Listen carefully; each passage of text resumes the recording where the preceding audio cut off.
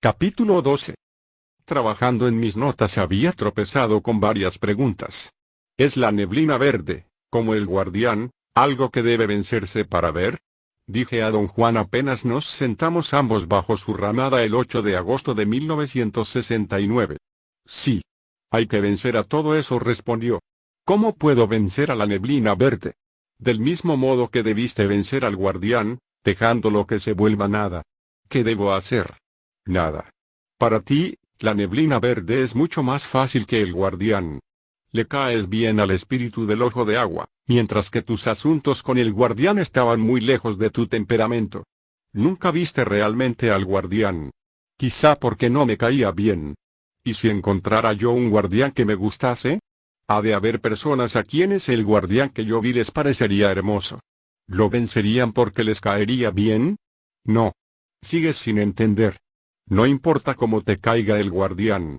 Mientras tengas cualquier sentimiento hacia él, el guardián permanecerá igual, monstruoso, hermoso o lo que fuese. En cambio, si no tienes sentimiento alguno hacia él, el guardián se volverá nada y todavía estará allí frente a ti. La idea de que algo tan colosal como el guardián pudiera hacerse nada y sin embargo seguir allí carecía en absoluto de sentido. Imaginé que era una de las premisas alógicas del conocimiento de don Juan. Sin embargo, también me parecía que, de querer, él podría explicármela. Insistí en preguntarle qué quería decir con eso. Pensaste que el guardián era algo que conocías, eso es lo que quiero decir. Pero yo no pensé que fuera algo que yo conocía. Pensaste que era feo. Tenía un tamaño imponente. Era un monstruo. Tú conoces todas esas cosas. Así que el guardián fue siempre algo que conocías, y como era algo que conocías, no lo viste. Ya te dije, el guardián tenía que volverse nada y sin embargo tenía que seguir parado frente a ti. Tenía que estar allí y tenía, al mismo tiempo, que ser nada. ¿Cómo puede ser, don Juan? Lo que usted dice es absurdo. Sí. Pero eso es ver. No hay en realidad ningún modo de hablar sobre eso. Ver, como te dije antes, se aprende viendo. Al parecer no tienes problema con el agua. El otro día casi la viste. El agua es tu coyuntura. Ahora solo necesitas perfeccionar tu técnica de ver. Tienes un ayudante poderoso en el espíritu del ojo de agua. Ahí tengo otra preguntota, don Juan. Puedes tener todas las preguntotas que quieras, pero no podemos hablar del espíritu del ojo de agua en estos rumbos. De hecho, es mejor no pensar en eso para nada. Para nada.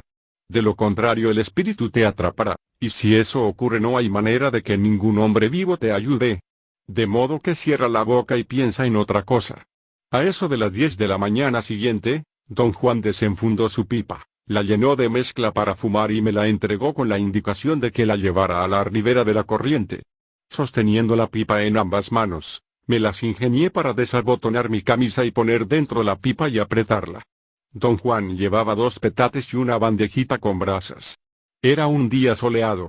Nos sentamos en los petates, a la sombra de una pequeña arboleda de breas en la orilla misma del agua. Don Juan metió un carbón en el cuenco de la pipa y me dijo que fumara. Yo no tenía ninguna aprensión, ningún sentimiento exaltado. Recordé que al iniciar mi segundo intento por ver al guardián, habiendo don Juan explicado su naturaleza, me había embargado una peculiar sensación de maravilla y respeto. Esta vez, sin embargo, aunque don Juan me había dado a conocer la posibilidad de ver realmente el agua, no me hallaba involucrado emocionalmente, solo curiosidad. Don Juan me hizo fumar 2 tantos de lo que había fumado en ocasiones anteriores. En algún momento se inclinó a susurrar en mi oído derecho que iba a enseñarme a usar el agua para moverme. Sentí su rostro muy cercano, como si hubiera puesto la boca junto a mi oreja. Me dijo que no observara el agua, sino enfocara los ojos en la superficie y los tuviera fijos hasta que el agua se tornase una niebla verde. Repitió una y otra vez que yo debía poner toda mi atención en la niebla hasta no discernir ninguna otra cosa. Mira el agua frente a ti, oí que decía, pero no dejes que su sonido te arrastre a ningún lado. Si dejas que el sonido del agua te arrastre, quizá nunca pueda yo encontrarte y regresarte. Ahora métete en la niebla verde y escucha mi voz. Lo oía y comprendía con claridad extraordinaria. Empecé a mirar fijamente el agua, y tuve una sensación muy peculiar de placer físico, una comezón, Una felicidad indefinida. Miré largo tiempo, pero sin detectar la niebla verde. Sentía que mis ojos se desenfocaban y tenía que esforzarme por seguir mirando el agua. Finalmente no pude ya controlar mis ojos y debo haberlos cerrado, o acaso fue un parpadeo, o bien simplemente perdí la capacidad de enfocar. En todo caso, en ese mismo instante el agua quedó fija, cesó de moverse. Parecía una pintura. Las ondas estaban inmóviles. Entonces el agua empezó a burbujear, era como si tuviese partículas carbonadas que explotaban de una vez. Por un instante vi la efervescencia como una lenta expansión de materia verde. Era una explosión silenciosa, el agua estalló en una brillante neblina verde que se expandió hasta rodearme. Permanecí suspendido en ella hasta que un ruido muy agudo, sostenido y penetrante lo sacudió todo. La niebla pareció congelarse en las formas habituales de la superficie del agua. El ruido era un grito de don Juan, oye, cerca de mi oído. Me dijo que prestara atención a su voz y regresara a la niebla y esperara su llamada. Dije, ok en inglés y oí el ruido crepitante de su risa. Por favor, no hables, dijo. Guárdate tus ok's. Podía oírlo bien. El sonido de su voz era melodioso y sobre todo amigable. Supe eso sin pensar, fue una convicción que me llegó y luego pasó. La voz de don Juan me ordenó enfocar toda mi atención en la niebla, pero sin abandonarme a ella. Dijo repetidas veces que un guerrero no se abandona a nada, ni siquiera a su muerte.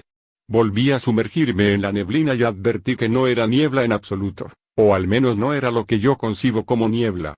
El fenómeno neblinoso se componía de burbujas diminutas, objetos redondos que entraban en mi campo de visión, y salían de él, desplazándose como si estuviesen a flote. Observé un rato sus movimientos, luego un ruido fuerte y distante sacudió mi atención y perdí la capacidad de enfoque y ya no pude percibir las burbujitas. Solo tenía conciencia de un resplandor verde, amorfo, como niebla.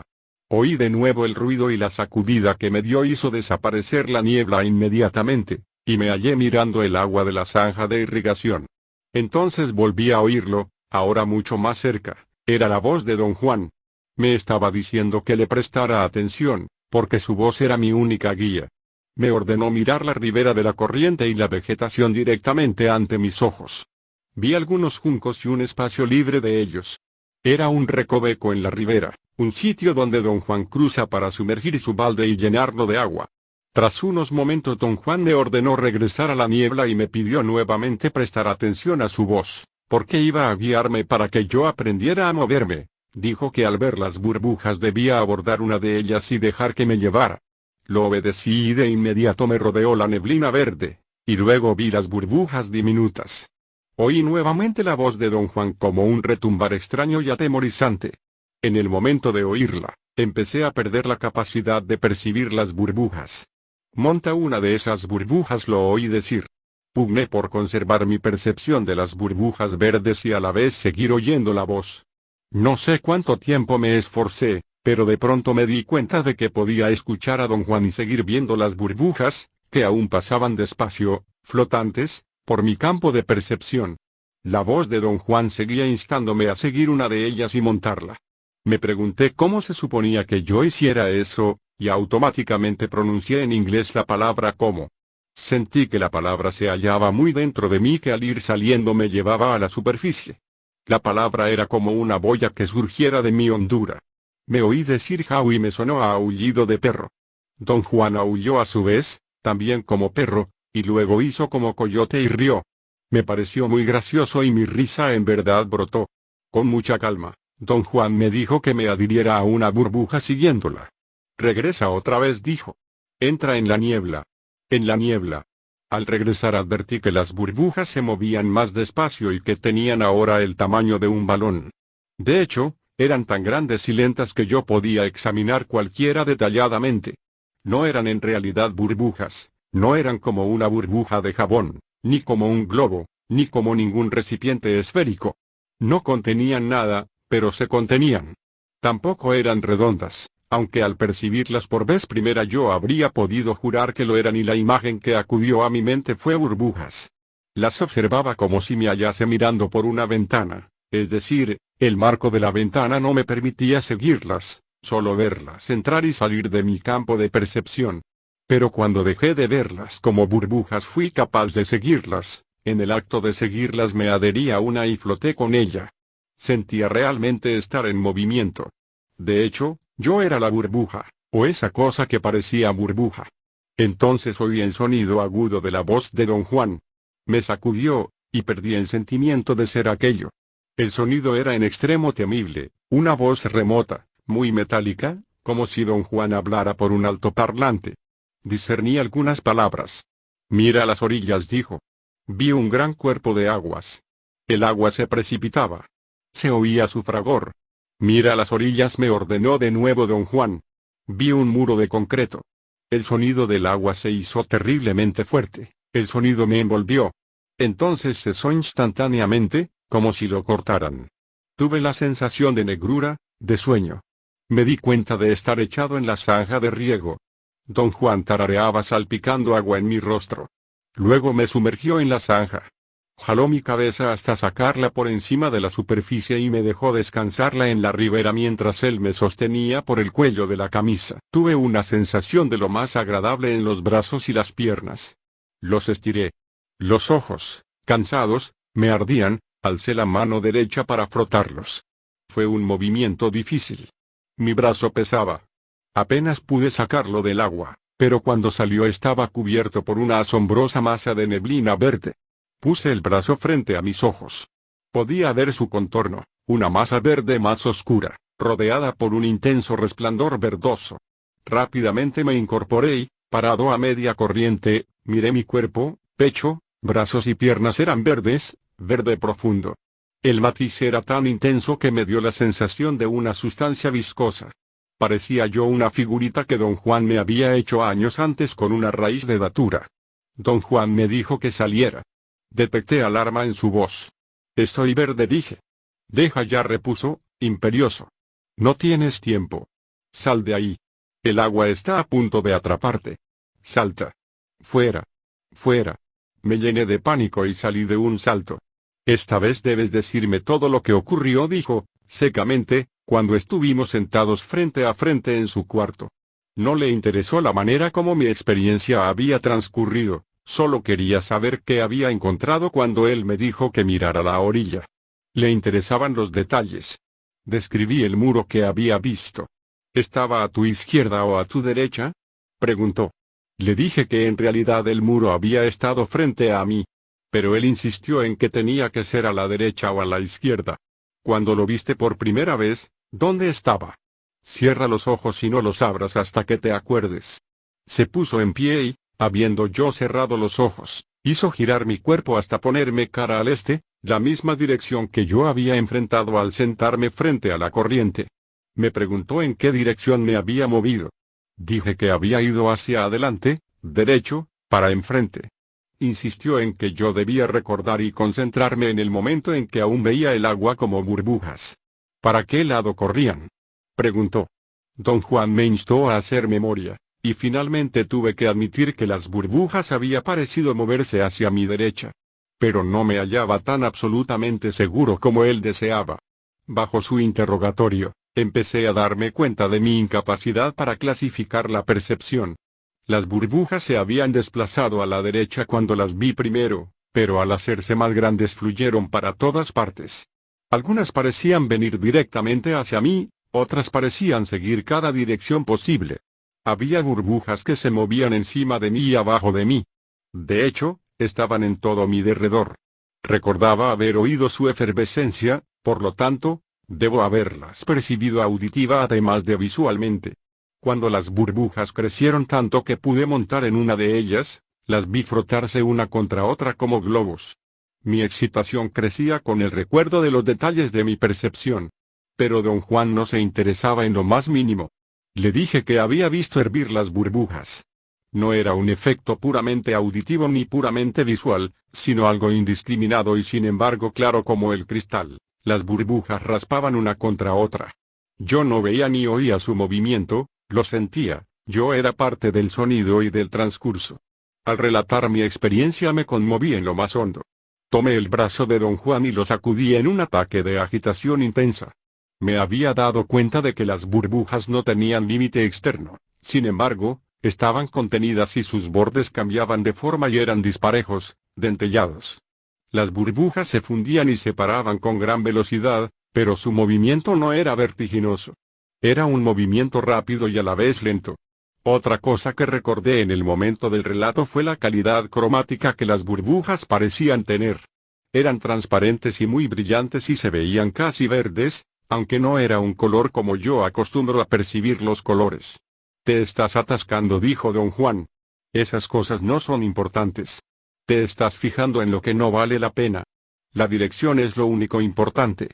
Solo pude recordar que me había movido sin ningún punto de referencia, pero don Juan concluyó que, si las burbujas habían fluido constantemente hacia mi derecha el sur al principio, el sur era la dirección que debía interesarme. De nuevo me instó, imperioso, a acordarme de si el muro estaba a mi derecha o a mi izquierda. Luché por hacer memoria. Cuando don Juan me llamó y salí a la superficie, por así decirlo, creo que el muro estaba a mi izquierda. Me hallaba muy cerca de él y pude discernir los surcos y protuberancias del molde o armadura de madera en donde se vertió el concreto. Se habían usado tiras de madera muy delgadas, creando un diseño compacto. El muro era sumamente alto. Uno de sus extremos podía verse, y noté que no tenía esquina, sino que se curvaba para dar vuelta. Don Juan guardó silencio un instante, como si pensara la forma de descifrar mi experiencia, luego dijo que yo no había logrado gran cosa, que no había colmado sus esperanzas. ¿Qué debía haber hecho? En vez de responder hizo un gesto frunciendo los labios. Te fue muy bien, dijo. Hoy aprendiste que un brujo usa el agua para moverse. Pero vi. Me miró con una expresión curiosa.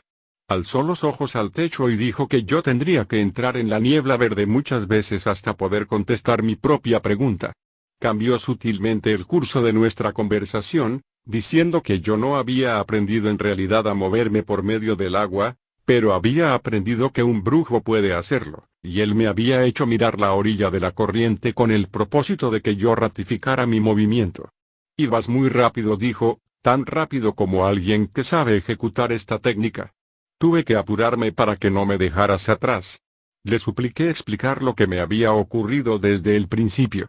Rió, meneando la cabeza lentamente, como incrédulo. Tú siempre insistes en saber las cosas desde el principio, dijo. Pero no hay ningún principio, el principio está solo en tu pensamiento. Yo pienso que el principio fue cuando fumé junto al agua, dije. Pero antes de que fumara yo tuve que averiguar qué cosa hacer contigo, dijo. Tendría que decirte lo que hice y no puedo, porque me llevaría a otro asunto más. A lo mejor las cosas se te aclaran si no piensas en principios. Dígame entonces qué sucedió después de que me senté y fumé. Creo que ya me lo dijiste tú, dijo, riendo. ¿Tuvo importancia algo de lo que hice, don Juan? Alzó los hombros. Seguiste muy bien mis indicaciones y no tuviste problema para entrar y salir de la niebla.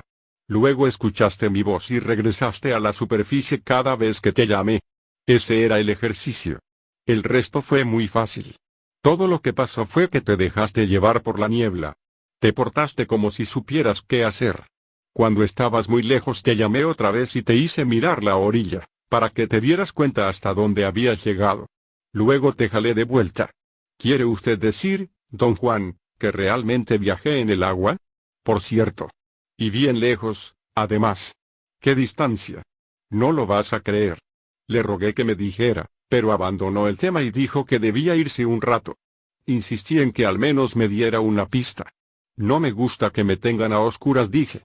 Tú solo te tienes a oscuras, repuso. Piensa en el muro que viste. Siéntate aquí en tu petate y recuérdalo con todo detalle. A lo mejor así descubres qué distancia recorriste. Lo único que yo sé de momento es que viajaste muy lejos. Lo sé porque me costó muchísimo trabajo regresarte. Si yo no hubiera estado allí, podrías haberte ido para no volver, y todo lo que ahora quedaría de ti sería tu cadáver en la orilla de la corriente. O quizá podrías haber regresado tú solo. Contigo no estoy seguro. Así que, a juzgar por el esfuerzo que me costó traerte, yo diría que seguramente estabas en... Hizo una larga pausa, me miró con ojos amistosos. Yo iría hasta las sierras de Oaxaca, dijo. No sé hasta dónde irías tú, a lo mejor hasta Los Ángeles, o quizás incluso hasta Brasil. Don Juan regresó al día siguiente, al atardecer. Mientras tanto, yo había escrito cuanto podía recordar sobre mi percepción. Al escribir, se me ocurrió seguir la ribera corriente abajo y corriente arriba, y corroborar si había visto realmente, en alguno de los lados, un detalle que pudiera haberme provocado la imagen de un muro. Conjeturé que don Juan podía haberme hecho caminar en un estado de estupor, para luego hacerme enfocar mi atención en alguna pared a lo largo del camino. En las horas transcurridas entre el momento en que descubrí la niebla por vez primera y el momento en que salí de la zanja y volvimos a su casa, calculé que no podríamos haber caminado más de 4 kilómetros. De modo que seguí la corriente durante unos 5 kilómetros en cada dirección, observando cuidadosamente todo lo que hubiese podido relacionarse con mi visión del muro. La corriente era, hasta donde pude juzgar, un simple canal de riego. Tenía de metro a metro y medio de ancho a todo lo largo, y no pude hallar en él ningún aspecto visible que pudiera haberme recordado o impuesto la imagen de una pared de concreto. Cuando don Juan llegó a su casa al atardecer, lo acosé e insistí en leerle mi relato. Rehusó escuchar y me hizo tomar asiento. Se sentó frente a mí. No sonreía. Parecía estar pensando, a juzgar por la mirada penetrante de sus ojos, que se hallaban fijos por encima del horizonte. Creo que ya te habrás dado cuenta, dijo en un tono que de pronto era muy severo, de que todo es mortalmente peligroso. El agua es tan mortal como el guardián. Si no te cuidas, el agua te atrapará. Casi lo hizo ayer. Pero para que lo atrapen, un hombre debe estar dispuesto. Esa es cuestión tuya. ¿Estás dispuesto a entregarte? Yo no sabía de qué estaba hablando. Su ataque contra mí había sido tan repentino que me hallaba desorientado. Débilmente le pedí explicarse. Mencionó, con desgano, que había ido al monte y había visto al espíritu del ojo de agua y tenía la profunda convicción de que yo había malogrado mi oportunidad de ver el agua. ¿Cómo? Pregunté, en verdad desconcertado. El espíritu es una fuerza, dijo él, y como tal, responde a la fuerza. No te puedes entregar en su presencia. ¿Cuándo me entregué? Ayer, cuando te pusiste verde en el agua. No me entregué. Pensé que era un momento muy importante y le dije a usted lo que me estaba pasando. ¿Quién eres tú para pensar o decir qué cosa es importante? No sabes nada de las fuerzas que estás tocando. El espíritu del ojo de agua existe allí y podría haberte ayudado, de hecho, te estuvo ayudando hasta que tú lo echaste a perder. Ahora no sé cuál será el resultado de tus acciones. Has sucumbido a la fuerza del espíritu del ojo de agua y ahora puede llevarte en cualquier momento. Fue un error mirar cómo me volvía verde, ¿eh? Te abandonaste. Quisiste abandonarte. Eso estuvo mal. Te lo he dicho y te lo repito. Solo como un guerrero puedes sobrevivir en el mundo de un brujo. Un guerrero trata todo con respeto y no pisotea nada a menos que tenga que hacerlo. Tú, ayer, no trataste el agua con respeto. Por lo común te portas muy bien. Pero ayer te abandonaste a tu muerte, como un pinche idiota. Un guerrero no se abandona a nada, ni siquiera a su muerte. Un guerrero no es un socio voluntario, un guerrero no está disponible, y si se mete con algo, puedes tener la certeza de que sabe lo que está haciendo. No supe qué decir. Don Juan estaba casi enojado. Eso me producía inquietud. Rara vez se había portado así conmigo. Le dije que en verdad no tuve ni la menor idea de que estaba cometiendo un error. Tras algunos minutos de silencio tenso, se quitó el sombrero y sonrió y me dijo que debía irme y no regresar a su casa hasta sentir que había ganado control sobre mi deseo de abandonarme. Recalcó que yo debía apartarme del agua y evitar que tocara la superficie de mi cuerpo durante 3 o 4 meses. No creo que podría aguantar sin darme una ducha, dije. Don Juan rió y las lágrimas corrieron por sus mejillas. No aguantas sin una ducha. A veces eres tan flojo que pienso que estás bromeando. Pero no es un chiste. A veces realmente no tienes ningún control, y las fuerzas de tu vida te agarran con entera libertad. Aducí que era humanamente imposible estar controlado en todo momento. Él sostuvo que para un guerrero no había nada fuera de control. Yo traje a colación la idea de los accidentes y dije que lo ocurrido en la zanja de riego podía sin duda considerarse como tal, pues yo actué sin intención y sin conciencia de mi conducta impropia. Hablé de diversas personas que habían sufrido infortunios explicables como accidentes, me referí en especial a Lucas, un excelente viejo yaqui que resultó herido al volcarse el camión que conducía. Me parece que es imposible evitar los accidentes, dije. Ningún hombre puede controlar todo cuanto lo rodea. Cierto, dijo don Juan, cortante. Pero no todo es un accidente inevitable. Lucas no vive como guerrero. De lo contrario, sabría qué está esperando y por qué espera, y no habría manejado ese camión estando borracho. Se estrelló contra las peñas porque estaba borracho, y destrozó su cuerpo por nada. La vida, para un guerrero, es un ejercicio de estrategia, prosiguió don Juan, pero tú quieres hallar el significado de la vida. A un guerrero no le importan los significados. Si Lucas viviera como guerrero y tuvo su oportunidad, como todos tenemos la nuestra, armaría su vida estratégicamente. De ese modo, si no podía evitar un accidente que le destrozara las costillas, habría hallado medios para compensar ese contratiempo, o evitar sus consecuencias, o batallar contra ellas. Si Lucas fuera guerrero no estaría muriéndose de hambre en su casa mugrosa. Estaría batallando hasta el final. Planteé a don Juan una posibilidad, usándolo a él mismo como ejemplo, y le pregunté qué haría si él tuviese un accidente en el que perdiera las piernas. Si no puedo evitarlo, y pierdo las piernas, dijo, ya no podré ser un hombre, así que me uniré a lo que me está esperando allá. Hizo un arco con la mano para señalar a todo alrededor. Argumenté que me malinterpretaba. Yo había querido hacer referencia a la imposibilidad de que cualquier individuo previera todas las variables implicadas en sus acciones de cada día. Todo lo que puedo decirte, dijo don Juan, es que un guerrero nunca está disponible, nunca está parado en el camino esperando las pedradas. Así corta al mínimo el chance de lo imprevisto. Lo que tú llamas accidentes son casi siempre muy fáciles de evitar, excepto para los tontos que viven por las puras. No es posible vivir estratégicamente todo el tiempo, dije. Imagínese que alguien lo está esperando con un rifle de alta potencia con mira telescópica, puede darle con exactitud a 500 metros de distancia. ¿Qué haría usted? Don Juan me miró con aire de incredulidad y luego se echó a reír. ¿Qué haría usted? Insistí. Si alguien me está esperando con un rifle de mira telescópica, dijo, obviamente en son de burla. Si alguien está escondido fuera de vista, esperándolo. No tiene usted el menor chance. No puede parar una bala. No, no puedo. Pero sigo sin entender lo que quieres decir. Quiero decir que toda su estrategia no puede servirle de nada en una situación así. Ah, pero sí sirve.